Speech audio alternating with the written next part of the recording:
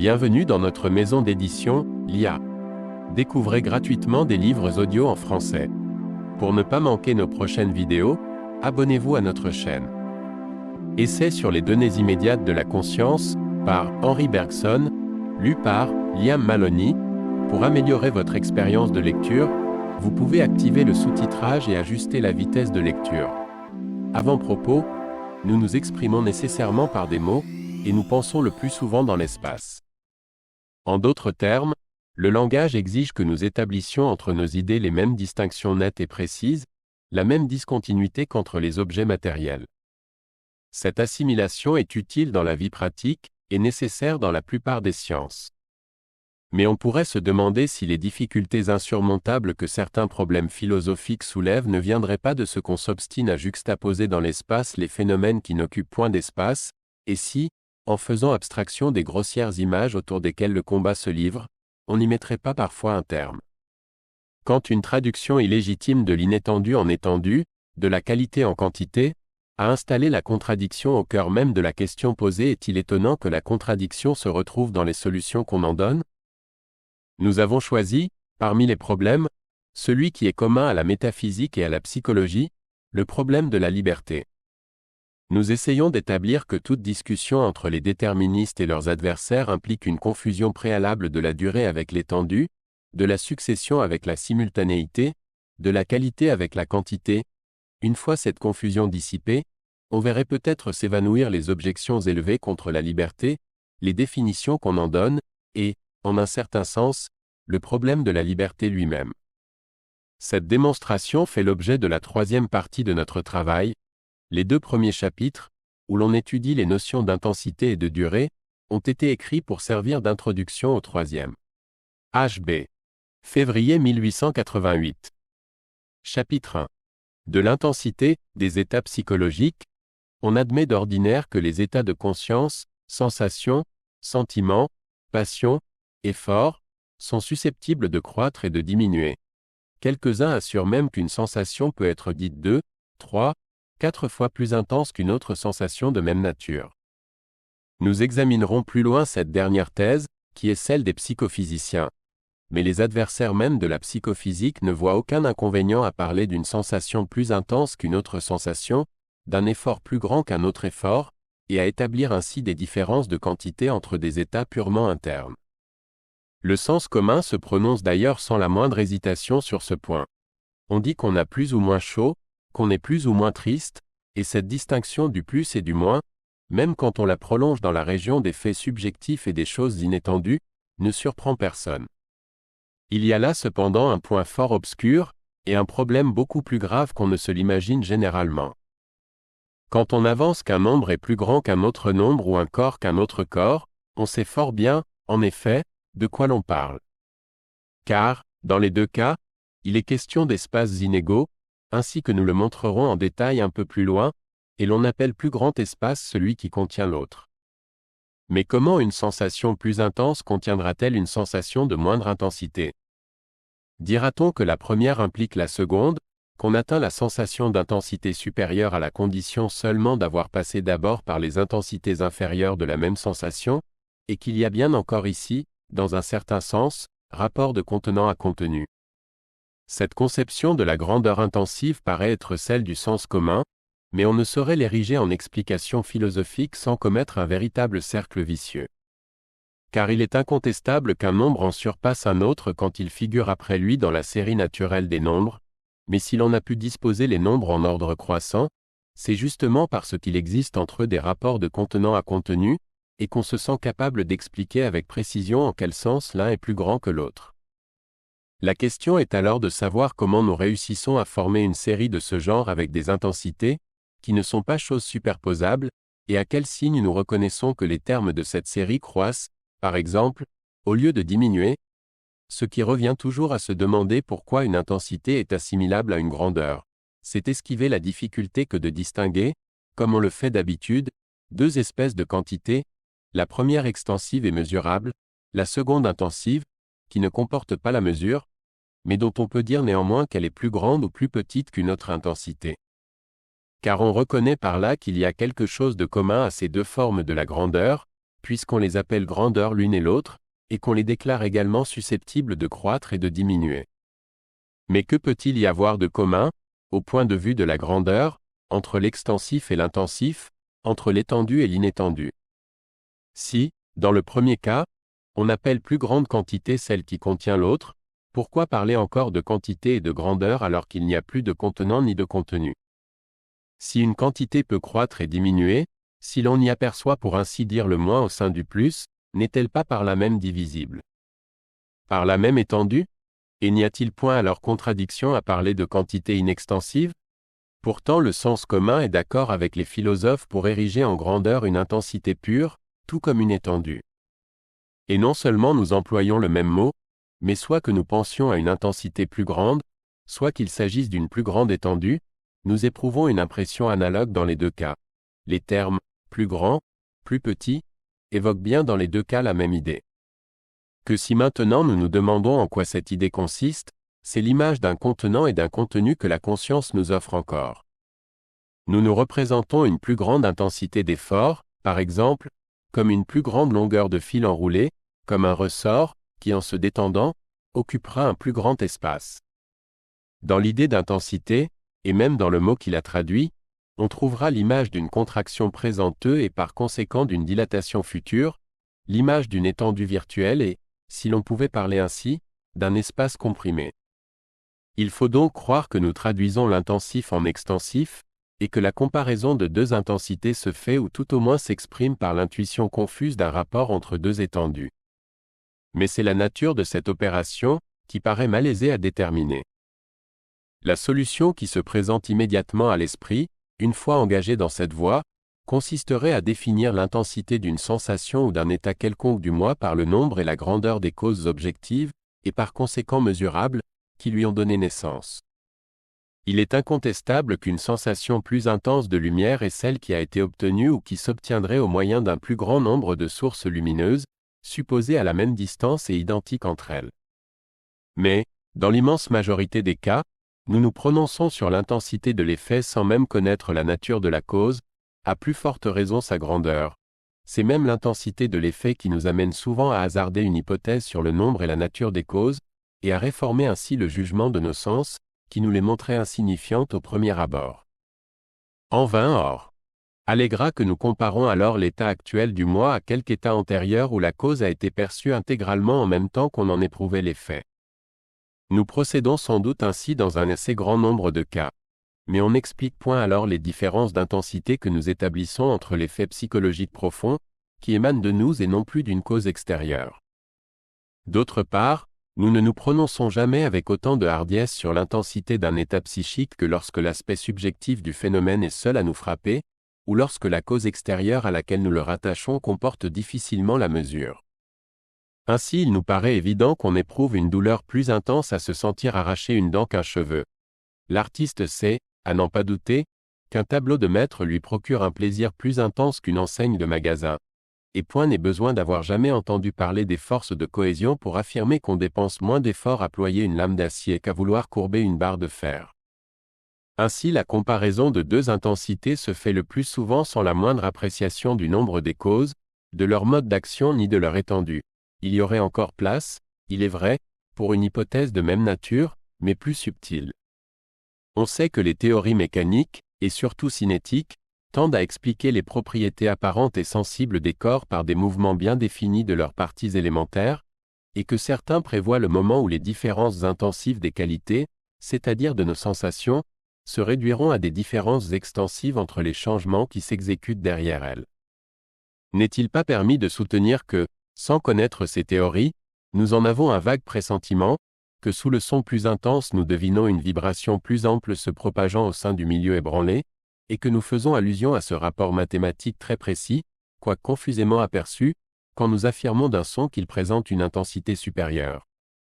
Sans même aller aussi loin, ne pourrait-on pas poser en principe que tout état de conscience correspond à un certain ébranlement des molécules et atomes de la substance cérébrale, et que l'intensité d'une sensation mesure l'amplitude, la complication ou l'étendue de ces mouvements moléculaires?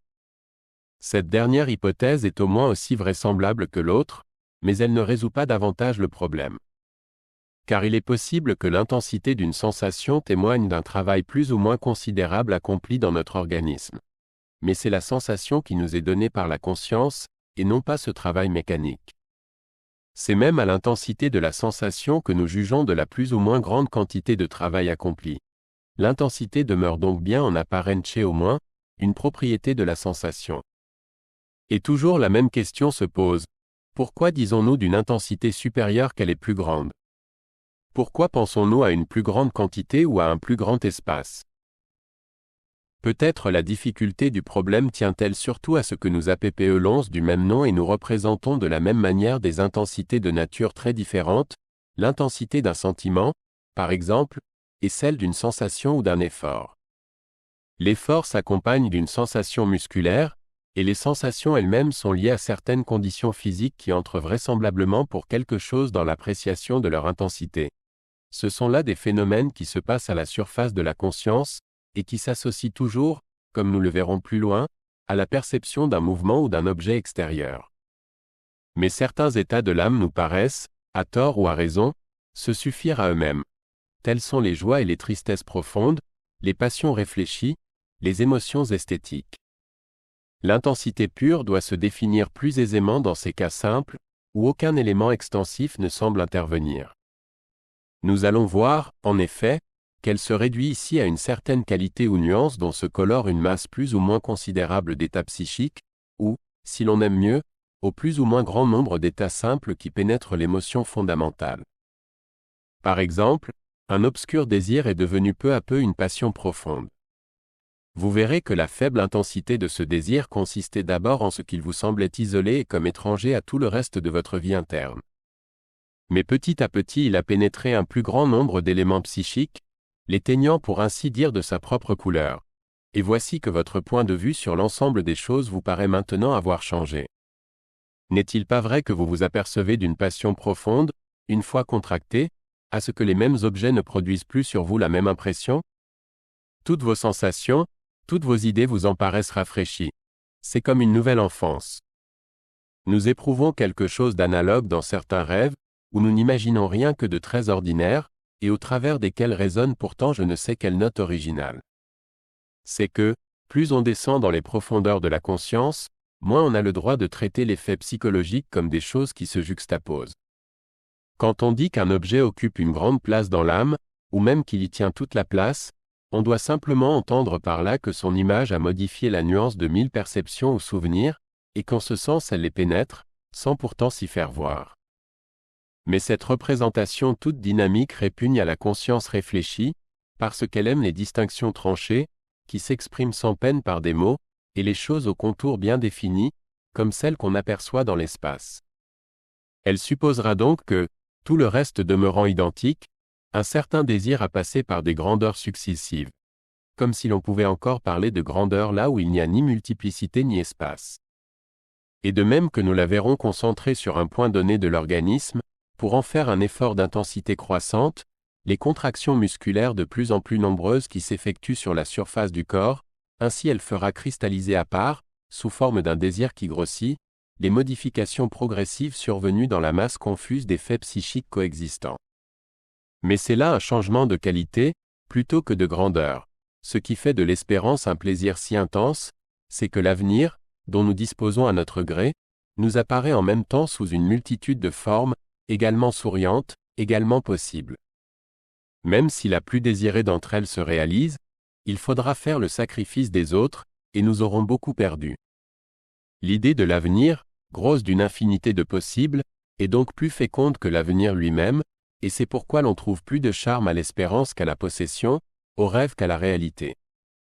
Essayons de démêler en quoi consiste une intensité croissante de joie ou de tristesse, dans les cas exceptionnels où aucun symptôme physique n'intervient. La joie intérieure n'est pas plus que la passion, un fait psychologique isolé qui occuperait d'abord un coin de l'âme et gagnerait peu à peu de la place. À son plus bas degré, elle ressemble assez à une orientation de nos états de conscience dans le sens de l'avenir. Puis, comme si cette attraction diminuait leur pesanteur, nos idées et nos sensations se succèdent avec plus de rapidité. Nos mouvements ne nous coûtent plus le même effort. Enfin, dans la joie extrême, Nos perceptions et nos souvenirs acquièrent une indéfinissable qualité, comparable à une chaleur ou à une lumière, et si nouvelle, qu'à certains moments, en faisant retour sur nous-mêmes, nous éprouvons comme un étonnement d'être. Ainsi, il y a plusieurs formes caractéristiques de la joie purement intérieure, autant d'étapes successives qui correspondent à des modifications qualitatives de la masse de nos états psychologiques. Mais le nombre des états que chacune de ces modifications atteint est plus ou moins considérable, et quoique nous ne les comptions pas explicitement, nous savons bien si notre joie pénètre toutes nos impressions de la journée, par exemple, ou si quelques-unes y échappent. Nous établissons ainsi des points de division dans l'intervalle qui sépare deux formes successives de la joie, et cet acheminement graduel de l'une à l'autre fait qu'elles nous apparaissent à leur tour comme les intensités d'un seul et même sentiment, qui changerait de grandeur. On montrerait sans peine que les différents degrés de la tristesse correspondent, eux aussi, à des changements qualitatifs. Elle commence par n'être qu'une orientation vers le passé, un appauvrissement de nos sensations et de nos idées, comme si chacune d'elles tenait maintenant tout entière dans le peu qu'elle donne, comme si l'avenir nous était en quelque sorte fermé. Et elle finit par une impression d'écrasement, qui fait que nous aspirons au néant, et que chaque nouvelle disgrâce, en nous faisant mieux comprendre l'inutilité de la lutte, nous cause un plaisir amer. Les sentiments esthétiques nous offrent des exemples plus frappants encore de cette intervention progressive d'éléments nouveaux, visibles dans l'émotion fondamentale, et qui semblent en accroître la grandeur quoiqu'ils se bornent à en modifier la nature. Considérons le plus simple d'entre eux, le sentiment de la grâce. Ce n'est d'abord que la perception d'une certaine aisance, d'une certaine facilité dans les mouvements extérieurs. Et comme des mouvements faciles sont ceux qui se préparent les uns les autres, nous finissons par trouver une aisance supérieure aux mouvements qui se faisaient prévoir, aux attitudes présentes où sont indiquées et comme préformées les attitudes à venir. Si les mouvements saccadés manquent de grâce, c'est parce que chacun d'eux se suffit à lui-même et n'annonce pas ceux qui vont le suivre. Si la grâce préfère les courbes aux lignes brisées, c'est que la ligne courbe change de direction à tout moment, mais que chaque direction nouvelle était indiquée dans celle qui la précédait. La perception d'une facilité à se mouvoir vient donc se fondre ici dans le plaisir d'arrêter en quelque sorte la marche du temps, et de tenir l'avenir dans le présent. Un troisième élément intervient quand les mouvements gracieux obéissent à un rythme, et que la musique les accompagne.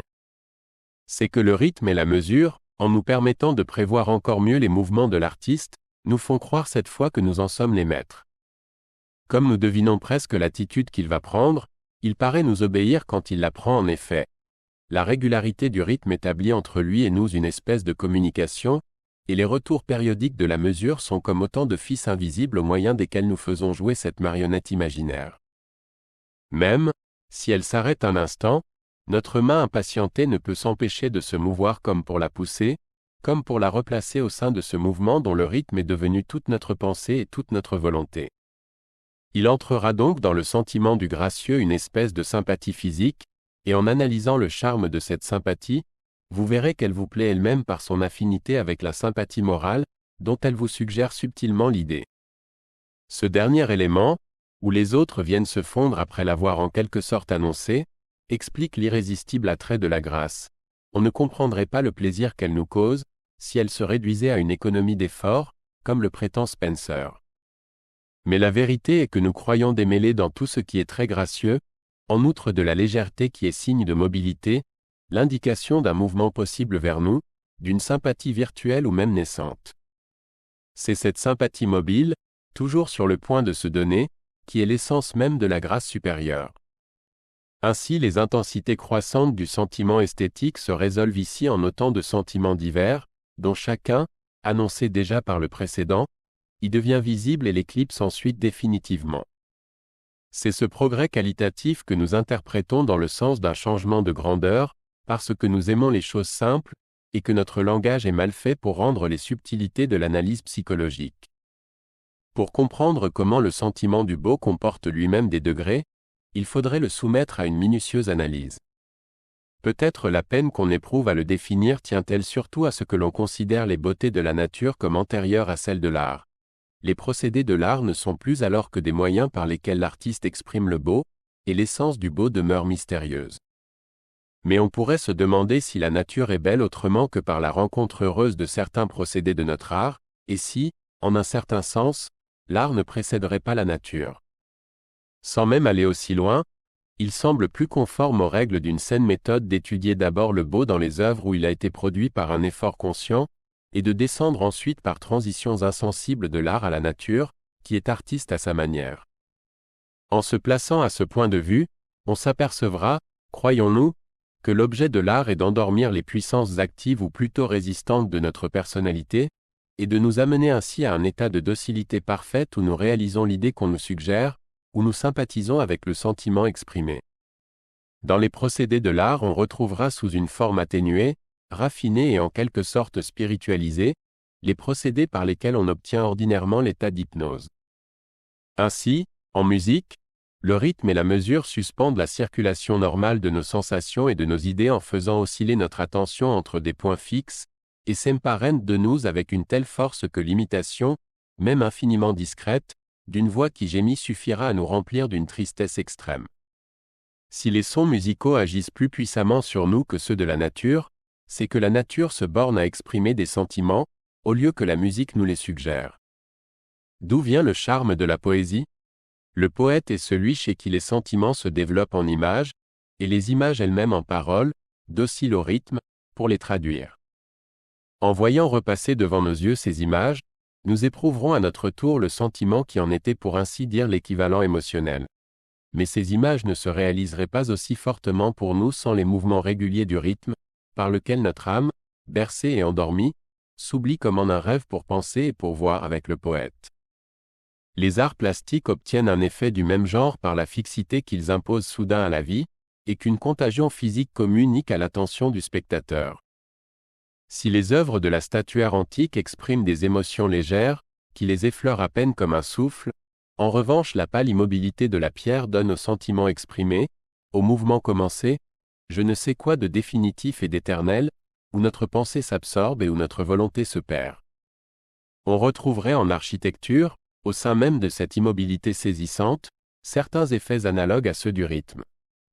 La symétrie des formes, la répétition indéfinie du même motif architectural, font que notre faculté de percevoir oscille du même au même, et se déshabitue de ces changements incessants qui, dans la vie journalière, nous ramènent sans cesse à la conscience de notre personnalité. L'indication, même légère, d'une idée, suffira alors à remplir de cette idée notre âme entière. Ainsi l'art vise à imprimer en nous des sentiments plutôt qu'à les exprimer. Il nous les suggère, et se passe volontiers de l'imitation de la nature quand il trouve des moyens plus efficaces. La nature procède par suggestion comme l'art, mais ne dispose pas du rythme. Elle y supplée par cette longue camaraderie que la communauté des influences subit à créer entre elle et nous, et qui fait qu'à la moindre indication d'un sentiment nous sympathisons avec elle, comme un sujet habitué obéit au geste du magnétiseur. Et cette sympathie se produit en particulier quand la nature nous présente des êtres aux proportions normales, telles que notre attention se divise également entre toutes les parties de la figure sans se fixer sur aucune d'elles. Notre faculté de percevoir se trouvant alors bercée par cette espèce d'harmonie, rien n'arrête plus le libre essor de la sensibilité, qui n'attend jamais que la chute de l'obstacle pour être ému sympathiquement. Il résulte de cette analyse que le sentiment du beau n'est pas un sentiment spécial, mais que tout sentiment éprouvé par nous revêtira un caractère esthétique, pourvu qu'il ait été suggéré, et non pas causé. On comprend alors pourquoi l'émotion esthétique nous paraît admettre des degrés d'intensité, et aussi des degrés d'élévation. Tantôt, en effet, le sentiment suggéré interrompt à peine le tissu serré des faits psychologiques qui composent notre histoire. Tantôt il en détache notre attention sans toutefois nous les faire perdre de vue. Tantôt enfin il se substitue à eux, nous absorbe, et accapare notre âme entière. Il y a donc des phases distinctes dans le progrès d'un sentiment esthétique, comme dans l'état d'hypnose. Et ces phases correspondent moins à des variations de degrés qu'à des différences d'état ou de nature. Mais le mérite d'une œuvre d'art ne se mesure pas tant à la puissance avec laquelle le sentiment suggéré s'empare de nous qu'à la richesse de ce sentiment lui-même. En d'autres termes, à côté des degrés d'intensité, nous distinguons instinctivement des degrés de profondeur ou d'élévation. En analysant ce dernier concept, on verra que les sentiments et les pensées que l'artiste nous suggère expriment et résument une partie plus ou moins considérable de son histoire. Si l'art qui ne donne que des sensations est un art inférieur, c'est que l'analyse ne démêle pas souvent dans une sensation autre chose que cette sensation même. Mais la plupart des émotions sont grosses de 1000 sensations, sentiments ou idées qui les pénètrent. Chacune d'elles est donc un état unique en son genre, indéfinissable, et il semble qu'il faudrait revivre la vie de celui qui l'éprouve pour l'embrasser dans sa complexe originalité. Pourtant l'artiste vise à nous introduire dans cette émotion si riche, si personnelle, si nouvelle, et à nous faire éprouver ce qu'il ne saurait nous faire comprendre. Il fixera donc, parmi les manifestations extérieures de son sentiment, celles que notre corps imitera machinalement, quoique légèrement, en les apercevant, de manière à nous replacer tout d'un coup dans l'indéfinissable état psychologique qui les provoqua. Ainsi tombera la barrière que le temps et l'espace interposaient entre sa conscience et la nôtre, et plus sera riche d'idées, gros de sensations et d'émotions le sentiment dans le cadre duquel il nous aura fait entrer, plus la beauté exprimée aura de profondeur ou d'élévation. Les intensités successives du sentiment esthétique correspondent donc à des changements d'état survenus en nous, et les degrés de profondeur au plus ou moins grand nombre de faits psychiques élémentaires que nous démêlons confusément dans l'émotion fondamentale. On soumettrait les sentiments moraux à une étude du même genre. Considérons la pitié par exemple. Elle consiste d'abord à se mettre par la pensée à la place des autres, à souffrir de leur souffrance. Mais si elle n'était rien de plus, comme quelques-uns l'ont prétendu, elle nous inspirerait l'idée de fuir les misérables plutôt que de leur porter secours, car la souffrance nous fait naturellement horreur. Il est possible que ce sentiment d'horreur se trouve à l'origine de la pitié. Mais un élément nouveau ne tarde pas à s'y joindre, un besoin d'aider nos semblables et de soulager leur souffrance. Dirons-nous, avec La Rochefoucauld, que cette prétendue sympathie est un calcul, une habile prévoyance des maux à venir. Peut-être la crainte entretait-elle en effet pour quelque chose encore dans la compassion que les maux d'autrui nous inspirent. Mais ce ne sont toujours là que des formes inférieures de la pitié. La pitié vraie consiste moins à craindre la souffrance qu'à la désirer. Désir léger, qu'on souhaiterait à peine de voir réalisé, et qu'on forme pourtant malgré soi, comme si la nature commettait quelque grande injustice, et qu'il fallût écarter tout soupçon de complicité avec elle. L'essence de la pitié est donc un besoin de s'humilier, une aspiration à descendre.